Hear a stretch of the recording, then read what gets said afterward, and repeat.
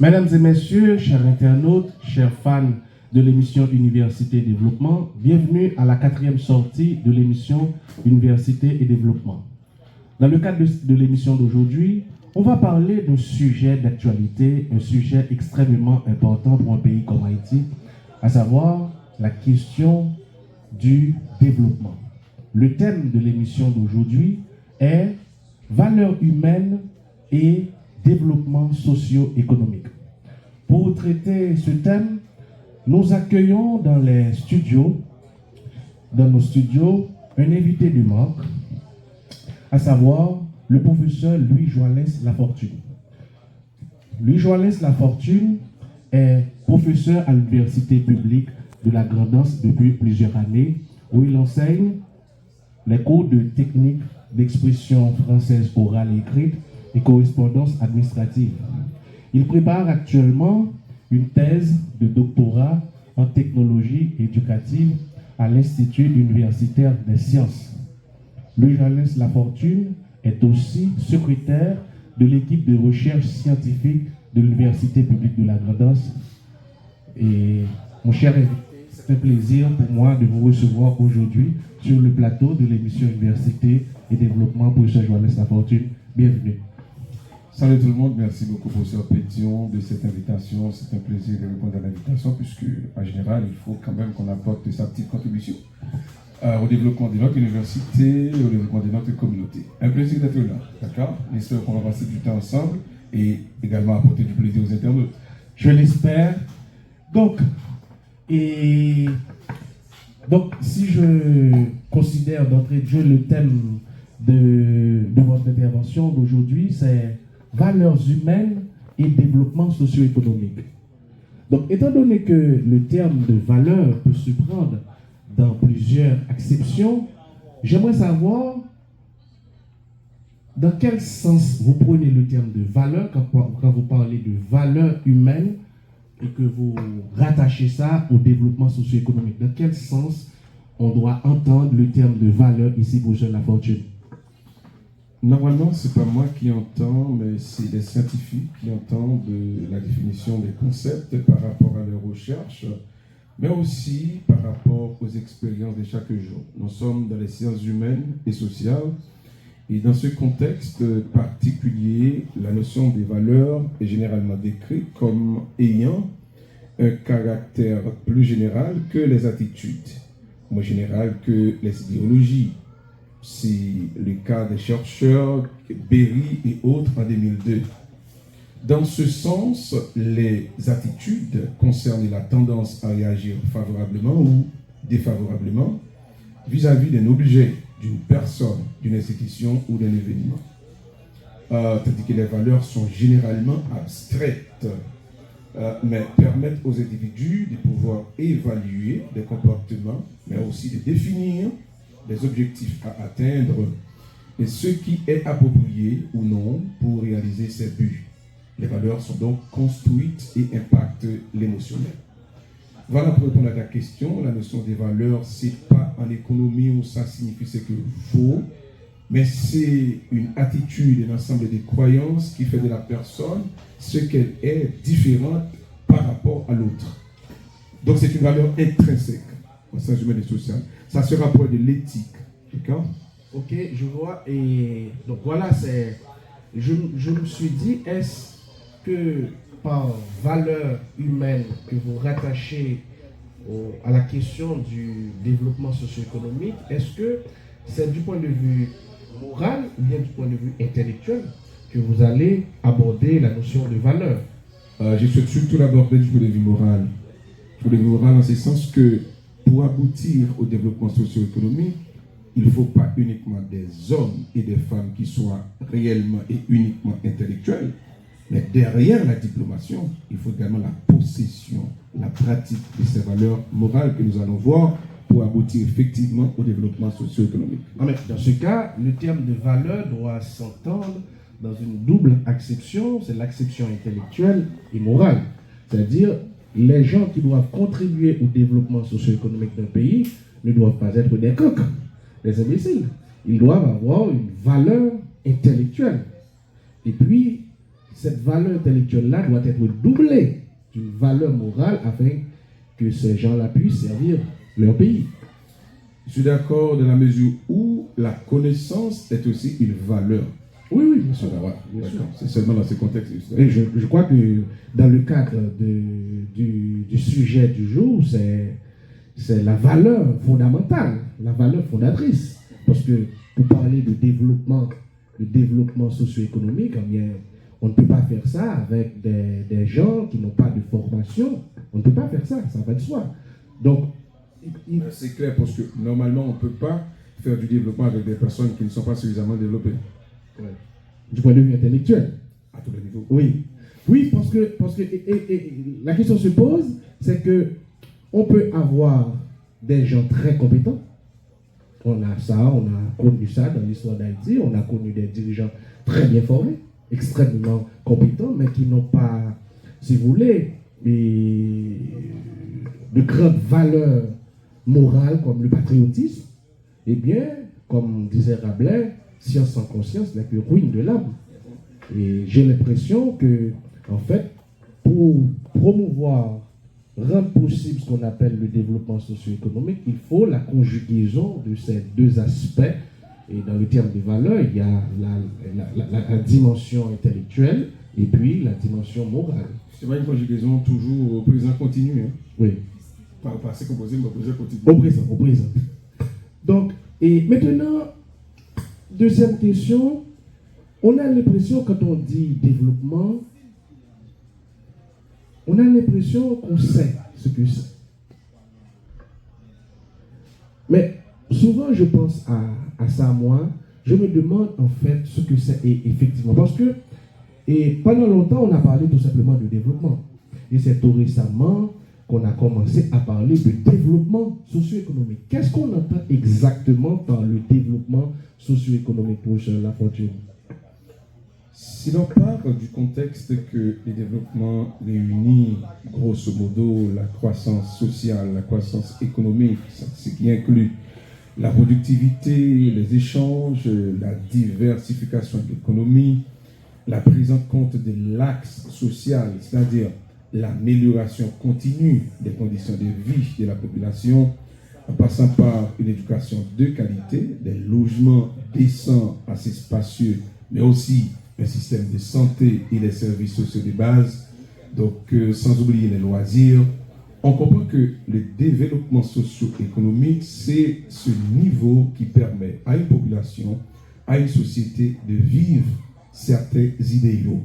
C'est-à-dire, professeur Pétion, dans le développement socio-économique, il y a d'abord le côté social, c'est-à-dire la personne, c'est là qu'on peut parler de la théorie du capital humain, mais il y a également les modes de vie de la personne, les niveaux de bien-être de la population qui passent par une certaine acquisition de savoir, donc en termes d'éducation, mais aussi par des habitudes et la capacité de satisfaire à ses besoins, ce qui touche une dimension économique.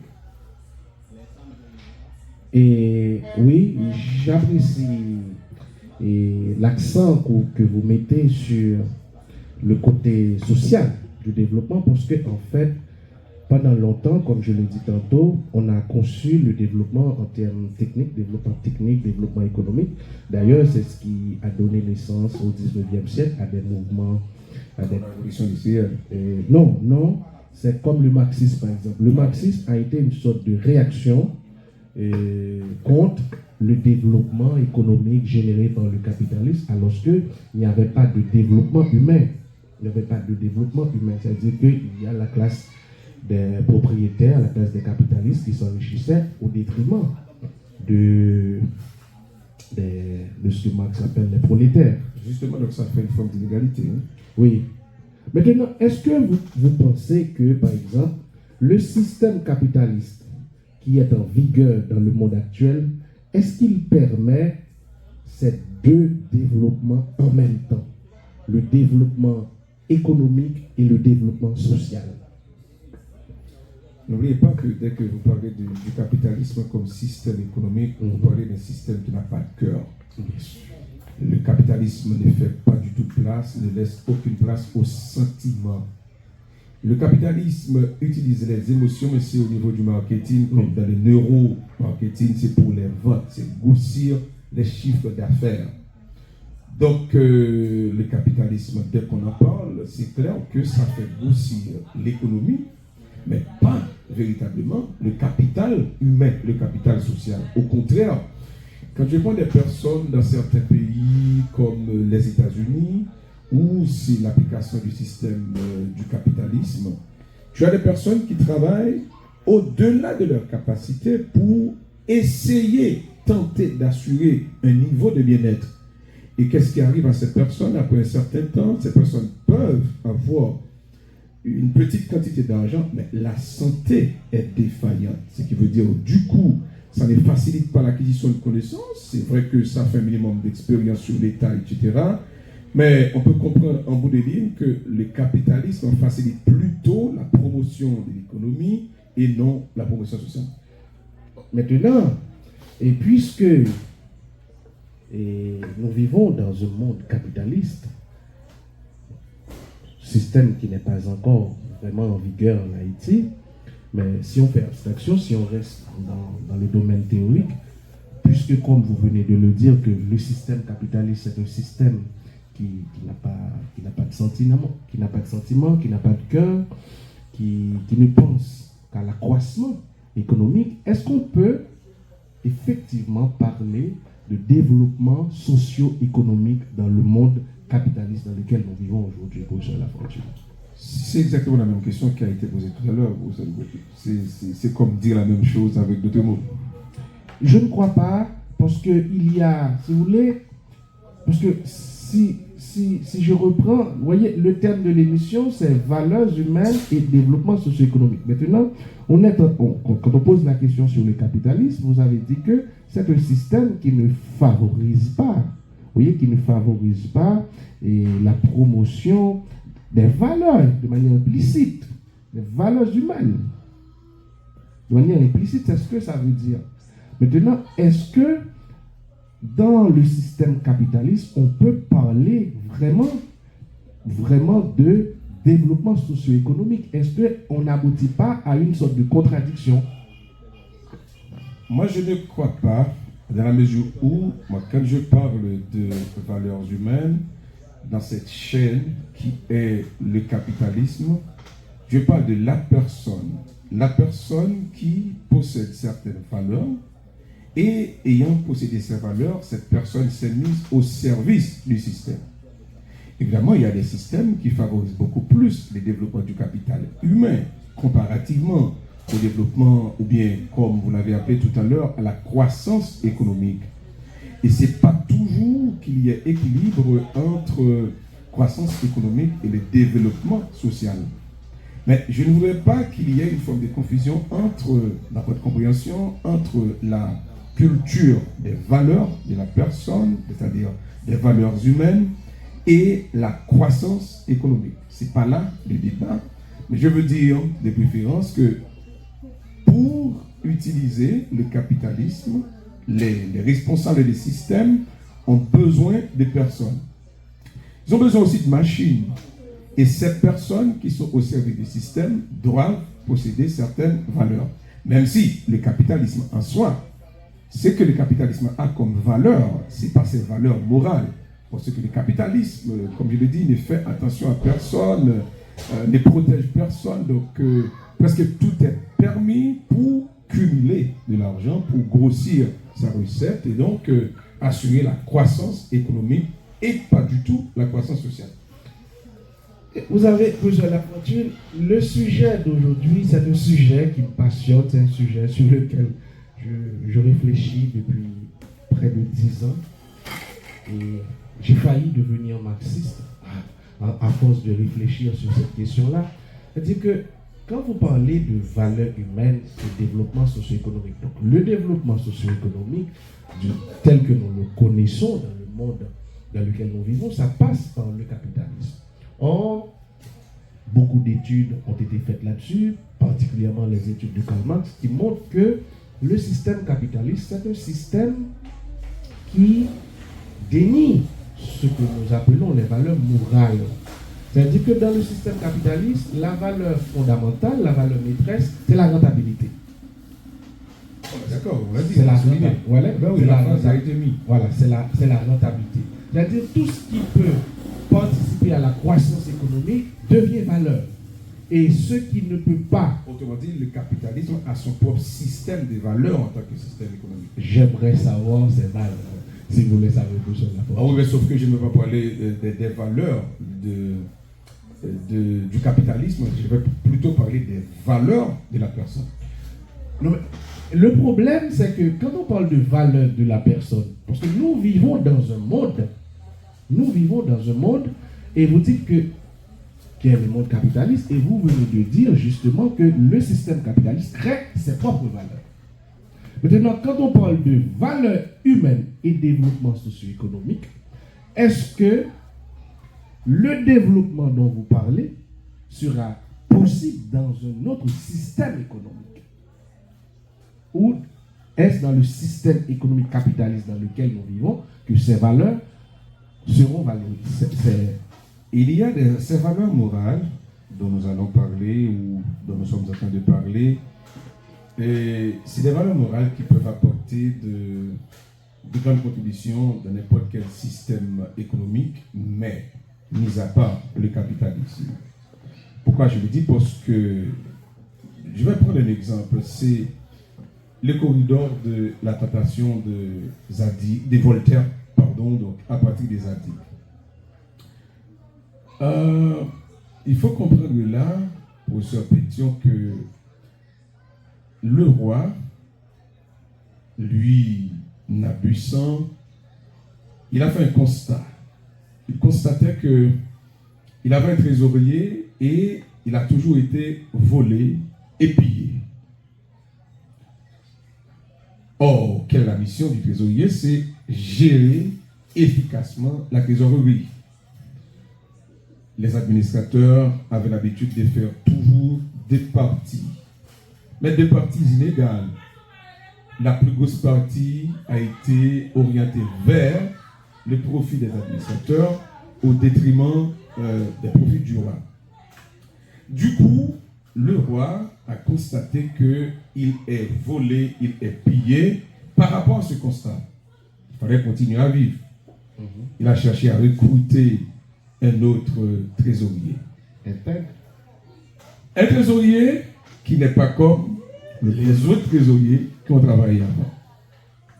Voilà pourquoi là, on peut parler des trésoriers intègres. Et dans ce cas, je parle déjà de cette première valeur, l'intégrité, qui est une valeur morale, humaine, mais qui n'est pas prise en compte dans le capitalisme, qui n'est pas toujours prise en compte dans le capitalisme. Et pourquoi selon vous? Parce que le focus est mis sur l'accroissement économique et que tout est bon pour gagner de l'argent, pour grossir son chiffre d'affaires. Or, dans le tout est bon, l'intégrité comme valeur humaine ne tolère pas que le tout est bon. Donc c'est comme si ça fait deux valeurs qui sont en opposition. L'intégrité comme valeur morale, et puis le tout est bon pour grossir son chiffre d'affaires, qui est aussi une valeur, mais qui n'est pas forcément une valeur morale. Ça peut être le vol. Ah ben oui, bien sûr. Ok. Donc du coup, ça fait que le roi, j'aime bien cette illustration, a essayé de faire un recrutement. Il a consulté un sage du nom de Zadig pour recueillir ses conseils afin de corriger la situation, une situation qu'on a taxée de culture de vol et de corruption. Alors, qu'est-ce qui va se passer? Voilà, Zadig dit au roi, il nous faudra un trésorier honnête, les plus intègres possibles, mais aussi les plus habiles. Un trésorier honnête, ça c'est la valeur morale. Un trésorier les plus intègres, ça fait un superlatif, pas seulement intègre, mais parmi les personnes intègres. Parmi les intègres. Ah ben oui, ça doit être l'intègre par excellence. Mais les plus habiles, là c'est le côté diplomation, c'est le côté intellectuel, c'est le côté académique, c'est le côté grade, tout ce que tu veux, mais ajouter aussi un certain niveau d'expérience. Bien sûr. Parce que la formation ne nous rend pas, n'est pas suffisante pour nous rendre habiles. Il nous faut une touche d'expérience. Particulièrement dans certains oui, domaines. voilà. Donc, Par exemple, la gestion des biens. Voilà, Il faut pour devenir vraiment habile. Et la stratégie qui a été utilisée, c'est quoi? Le roi a décidé de lancer un processus de recrutement. Et à partir de ces registres ouverts à l'emploi, plusieurs personnes ont exprimé leur intérêt pour le poste. Et le texte dit qu'il y a eu 64 intéressés. Les 64 intéressés ont été soumis à une épreuve. C'est vrai que cette fois, ce n'était pas un entretien d'embauche comme d'habitude, on l'a. Mais un test vraiment pratique. Et comment ça s'est passé? Il y a l'espace où le festin allait être donné. Mais avant d'y arriver, il fallait passer par un corridor. C'est pourquoi on appelle le texte le corridor de la tentation. Et les invités devaient passer un petit temps seuls dans les corridors. Le roi, qui savait très bien qu'il voulait mesurer le niveau d'intégrité et le niveau d'honnêteté des potentiels trésoriers, il en a profité pour laisser les intéressés, donc les trésoriers potentiels, ils devaient passer un petit temps dans ce corridor seul. C'est pourquoi on appelle le corridor de la tentation. Et la tentation, le concept de tentation, est le fait que non seulement il passe seul, et donc il y avait beaucoup de trésors par terre. Donc là, ce n'est pas seulement une action humaine, mais derrière ces actions, professeur Pétion, c'est des valeurs humaines qui vont dicter quelle action poser. Le dénouement de l'histoire, professeur Pétion, est que beaucoup de ceux-là qui devaient danser ont éprouvé du mal à danser. Ils avaient donc au final la tête baissée, les reins courbés, les mains collées à leur côté. C'est ce qui fait que Zadig a dit tout bas, mais quel fripon, autrement dit quel tourment. Des 64 intéressés, c'est-à-dire des 64 candidatures, une seule personne a pu sortir la tête haute. Elle avait les regards assurés, les bras étendus, le corps droit, le jarret ferme. Et c'est cette personne qui a été, investie comme étant le nouveau trésorier pour la gestion efficace de la trésorerie du roi. Ce qu'il faut retenir là, professeur Pétion, l'absence des valeurs humaines fondamentales et éthiques a fait échouer 63 candidats sur 64. Deuxièmement, il y a, à travers cette histoire, une carence sérieuse d'hommes et de femmes honnêtes et intègres. Il y a une masse écrasante d'hommes et de femmes intéressés au poste, mais sans valeur morale, même si ces hommes et ces femmes peuvent disposer de valeurs intellectuelles à laquelle j'ai fait allusion tout à l'heure.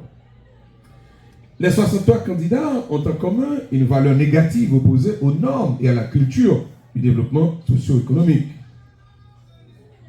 L'absence des valeurs humaines a créé un problème sérieux du côté de ces 63 candidats, et cela a influencé largement leur comportement de manière négative en passant par les corridors. Ceci dit, là, les valeurs humaines jouent un rôle important, peu importe le système. Cependant, quand on aborde le système capitaliste qui a ses propres valeurs, ce système ne laisse pas trop de place aux valeurs humaines.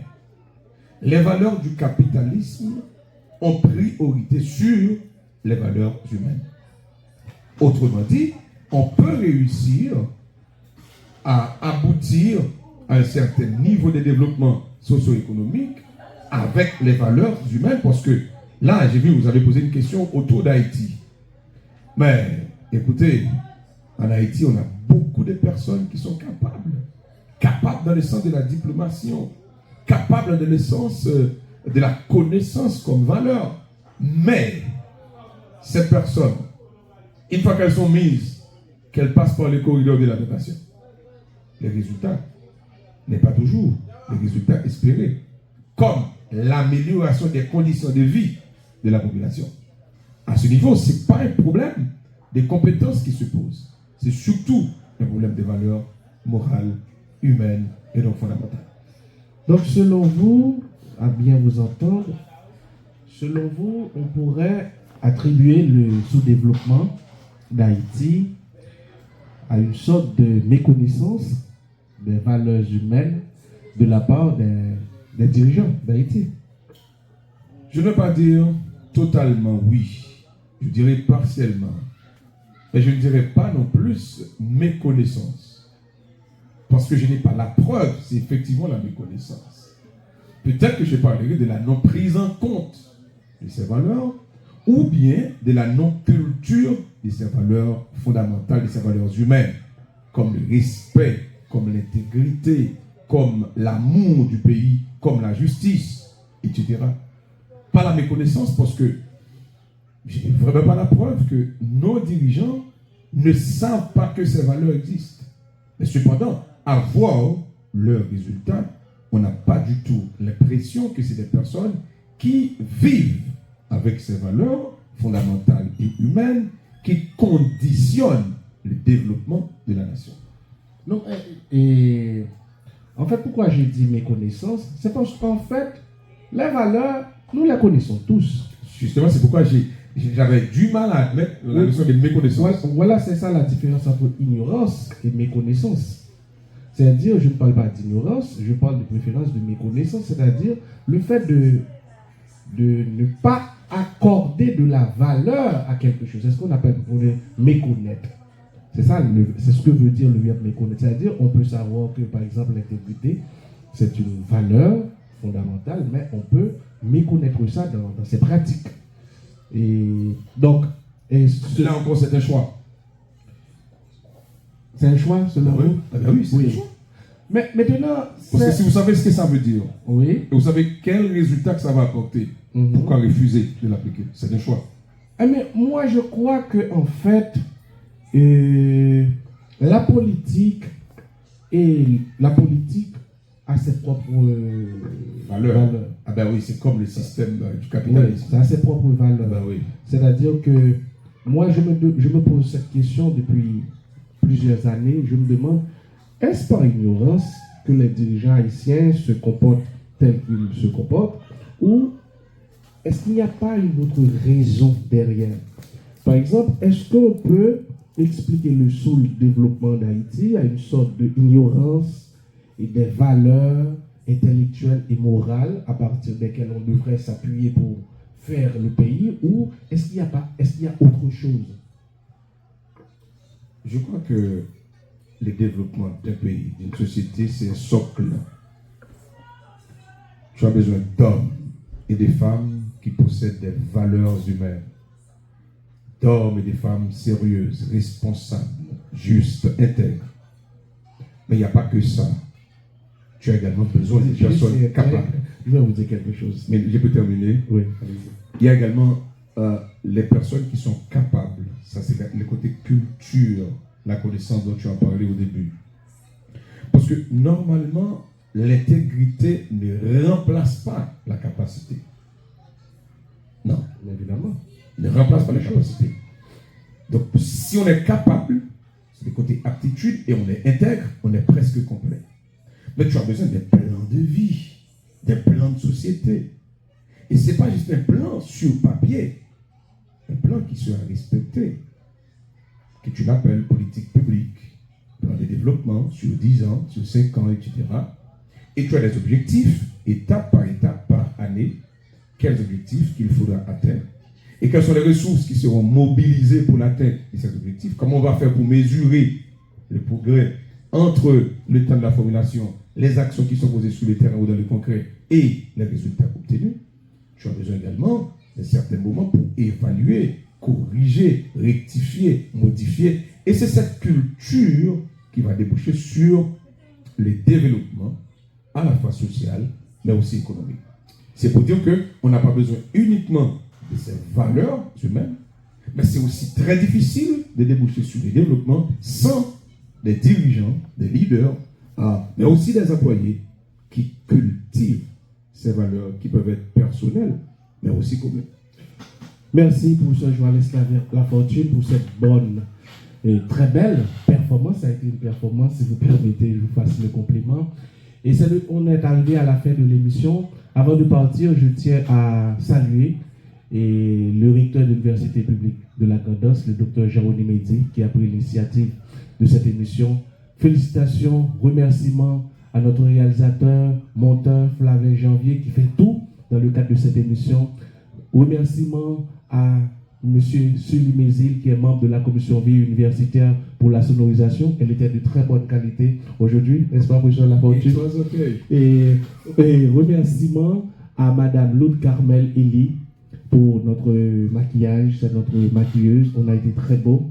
Et merci à toute l'équipe de vie universitaire de l'Université publique de la Candos. Merci à tous ceux, toutes celles qui vont regarder ce numéro à un nouveau rendez-vous de l'émission Université et Développement. À la semaine prochaine.